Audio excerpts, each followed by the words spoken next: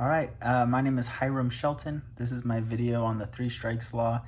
After watching the video, I did some research. I found, I think the purpose of corrections has really shifted from punishment to rehabilitation over the years.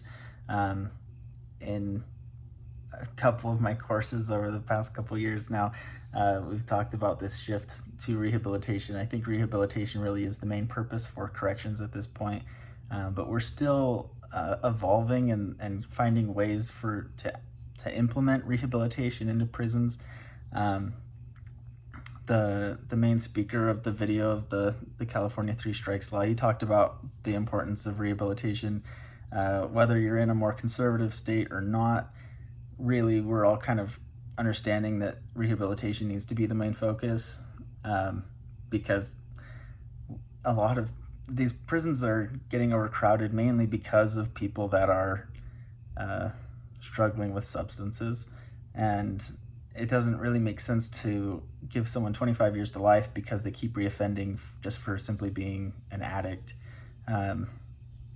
However, I do think the three strikes law should be okay to still be there for violent offenses, and I would even say dealing very illegal drugs.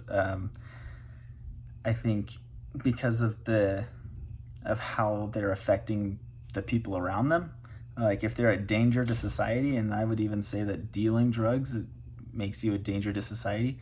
Obviously, doing drugs, you're still you, drinking and driving, you're a threat to society, but when the threat often is just yourself, I feel like that's very different from actually trying to encourage others to do terrible things that can hurt themselves and others. So I would say dealing drugs and also violent offenses I would be fine with the three strikes law still being implemented. But really, I think rehabilitation needs to be the main point, especially when they're on their first or second felony, trying to keep them from going back and recidivizing, or if that's a word, recidivism. Texas does have the three strikes law. Often for the third time, it's 25 years to life. Sometimes it's 15 years, but it's definitely implemented. And I found, let's see here, the Houston Public Media, the Texas Tribune, Dallas News, and the Texas Standard. They've all said that Texas prisons are overcrowded because of the three strikes law. And if that's not enough, none of those are really peer edited, but they are.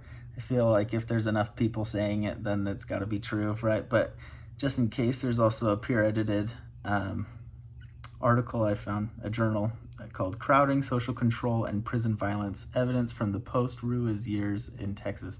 I'm going to share that on my post so that there's some credibility behind my words that the three strikes law really is kind of causing this overcrowding.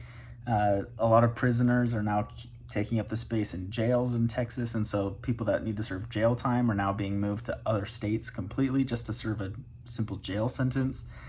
And really, I would say the greatest struggle, I think, with the three strikes law is that there are nonviolent offenders that really don't deserve to have this three strikes law implemented with them just because they're not really a danger to society, mostly just themselves. And so rehabilitation needs to be the main focus for that.